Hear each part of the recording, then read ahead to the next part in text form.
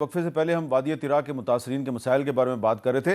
اچھا اقبال آفریدی صاحب، رانا ثناءاللہ صاحب نے بھی جواب دیا، اس سے پہلے آپ نے بھی کافی تفصیل سے گفتگو کی ہے، تو اور بھی کچھ ایشوز ہیں اس طرف بھی جانا ہے، لیکن تھوڑا سا یہ بتا دیں کہ فوری طور پر آپ کی کیا تجویز ہے، کیا کرنا چاہیے کہ جو متاثرین طرا ہیں ان کو فوری طور پہ ان کی کوئی مدد ہو جائے؟ کوئی تجویز تو دیں نا. دیکھو، سب سے پہلی بات یہ ہے کہ دیکھیں، جب پہلے یہاں پہ 2002 میں یا 2004 میں باجوڑ میں آپریشن شروع کیا گیا، 2009 میں پھر طرا میں شروع کیا باڑہ میں، تو وہاں پہ پہلے پریس کانفرنس ہوتی تھی. اس کے بعد جو ہے نا پروونشل یا نیشنل ڈیزاسٹر مینجمنٹ اتھارٹی وہاں کی نوٹیفیکیشن جاری کرتے تھے اور پوری دنیا کو یہ اعلان کرتے تھے. وہاں سے UNHCR والے آتے تھے، فیڈرل گورنمنٹ اس کو فنڈ ریلیز کرتی تھی یہاں قومی اداروں کو، لیکن UNHCR وہاں سے پیسہ اکٹھا کر کے یہاں پہ ڈسٹریبیوٹ کرتے تھے، یہاں پہ ان کی کیمپ ہوتی تھی. لیکن ابھی آپ دیکھیں ان کی سنجیدگی دیکھیں کہ ایک طرف یہ آپریشن کر رہے ہیں، دوسرے طرف یہ مذاق خیز بیانیاں بدل کر انکار کرتے ہیں. تیسری ابھی آپریشن کی بات ہو رہی ہے، یہ منشیات کی طرف چلے گئے. وہ لوگ جو ملک کے دفاع کے لیے وہاں پہ قربانیاں دیتے ہیں، اس سے پہلے اگر آپ دیکھیں کہ طرا میں جو منگل باغ تھا اور یہاں پہ انصار الاسلام بنا، انصار الاسلام میں تو یہ لوگ حکومت کے اور فوج کے ساتھ کھڑے ہو کے ان کا جو ہے نا انہوں نے مقابلہ کیا سارے دہشت گردوں کا اور تنظیموں کا. لہٰذا یہ تو حکومت کے وفادار لوگ ہیں. ابھی ان کے ساتھ کیا یہ کر رہے ہیں کہ ایک طرف کے منشیات کے الزامات لگا کے حاجی صاحب میرا سوال کچھ اور ہے.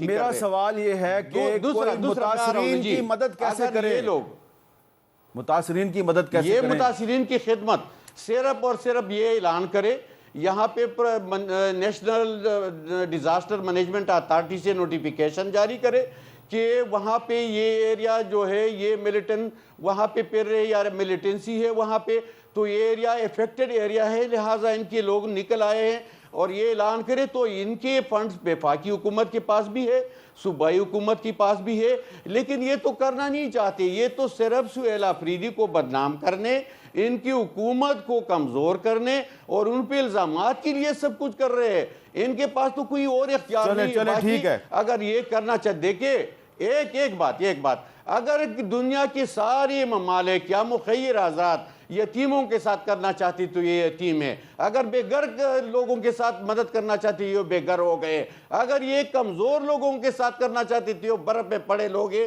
تو یہ ہماری وفاقی حکومت کی ذمہ داری کیا ہے کہ نکالے لیکن ان کی مدد نہ کرے، الزامات لگائے اور اپنے بیانیاں بدل لے. ایسے تو نہیں ہوتے. حکومت ماں ہوتی ہے، ماں کا کردار ہوتا ہے. اور بھی کچھ میرے ایشوز ہیں وہ رہ گئے ہیں. دیکھیں آفریدی صاحب، آپ نے خود بھی ذکر کیا تو لاہور میں بھی ایک واقعہ ہوا، پہلے ایسا واقعہ کراچی میں ہوا. ایک کھلا مین ہول تھا اور اس میں نوجوان عورت اپنی 9 ماہ کی بچی کے ساتھ گر گئی اس میں، اور پھر وہ اس میں ان کی موت واقع ہوگی. جب ایسا واقعہ کراچی میں ہوا تھا تو اس وقت چیف منسٹر صاحبہ جو ہیں انہوں نے کیا کہا تھا، ذرا سنیں. دریائے فرات کے کنارے اگر کتا مرے گا تو حضرت عمر رسپانسبل ہوں گے تو وزیر اعلیٰ کیسے رسپانسبل نہیں ہوں؟ یہ جو گٹروں کے ڈھکن ہیں، میں روز رات کو بیٹھ کے چیک کرتی ہوں کہ کس جگہ جو ہے وہ گٹر کا ڈھکن نہیں لگا، کیونکہ یہ صرف گٹر کا ڈھکن نہیں ہے. خدا نخواستہ اس میں کوئی بچہ گر جائے، کوئی موٹر سائیکل والا گر جائے یا کوئی ایکسیڈنٹ ہو جائے تو کون ذمہ دار ہے؟ کیونکہ میں نے آپ کو جیسے بتایا کہ یہ گٹر کا ڈھکن نہیں ہے، یہ کسی بچے کی زندگی ہے. کسی ماں کی گود میں جو بچہ کھیلتا ہے یہ اس کی زندگی کا سوال ہے. تو یہ ابھی زیادہ پرانی بات نہیں ہے، یہ 21 جنوری کو انہوں نے یہ بات کی تھی. اور اب جب کل یہ واقعہ ہوا، ایک عورت اپنی 9 ماہ کی بچی کے ساتھ گری اور اب جاں بحق ہو گئی، تو کہا گیا فیک نیوز ہے. حکومت نے کہا فیک نیوز ہے. پھر ڈیڈ باڈی مل گئی دونوں کی، ماں کی بھی اور بچی کی بھی. اس کے بعد بھی جو ڈپٹی اسپیکر ہیں ملک ظہیر اقبال صاحب، وہ کیا کہہ رہے ہیں ذرا سنیں. لاہور میں رونما ہو گیا جہاں پہ داتا دربار کے باہر سیوریج میں ایک خاتون گر گئی. وہ فیک نیوز ہے، آپ چیک کریں. وہ کہہ رہے ہیں یہ فیک نیوز ہے.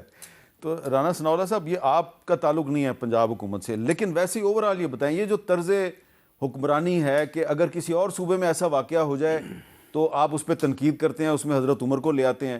آپ کے اپنے صوبے میں ایسا واقعہ ہو جائے، آپ کے اپنے شہر میں ہو جائے تو پھر آپ خاموش رہتے ہیں.